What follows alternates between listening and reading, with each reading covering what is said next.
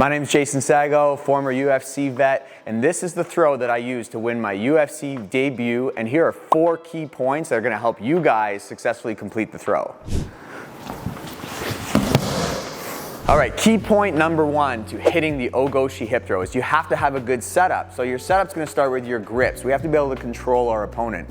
One of the grips can be the wrist or the elbow here. This is going to allow us to rotate our opponent's torso. And then even a more important grip is the underhook. For no-gi, I like to kind of hold on to the shoulder blade here. If it's in the gi, you could hold on to the belt, or even no-gi, you could have the hip as well. So make sure number 1 is you establish your grips. This is going to allow us to control our opponent. Number 2, we need to align our hips and our feet together because we're trying to load our partner on top of our hips. So you have your grips, and now you need to adjust your feet. A good point is that to align your toes, that they're facing the same direction of your opponents. A lot of times when people do this throw, they're shallow with their hips. The hips only go halfway through, and now the opponent can step around here. So we want to make sure that aligning our hips and our feet with our opponents, that way we're perfectly in front of our opponent so that when we do decide to do the loading process, they can be completely loaded on top of our body, and their feet are dangling and they're ready to be thrown. Number 3, we have to change our levels to load them on top of our hips. So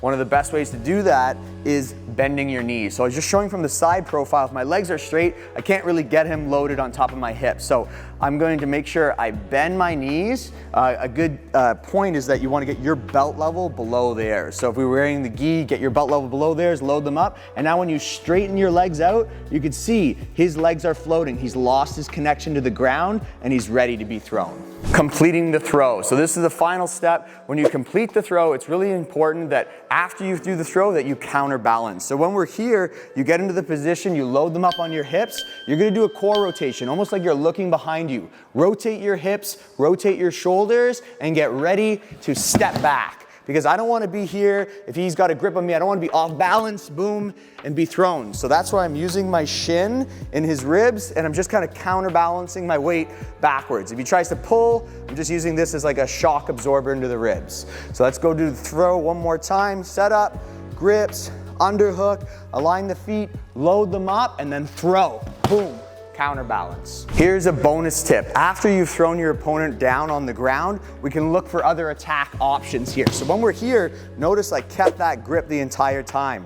We're just gonna step underneath our opponent's armpit, and then you could go step, step, step. It's your first time practicing it. Make sure you remain balanced.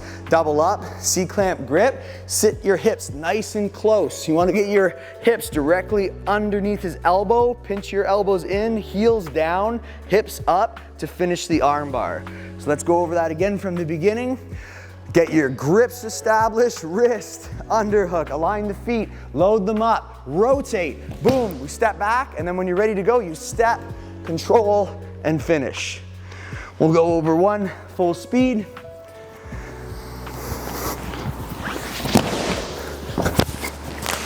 Thanks for watching, guys. Hope you enjoyed the video. If you did, please remember to hit that like and subscribe button. And also, if you want to know more takedowns, I got a lot more takedowns to show you guys. Check out this next video.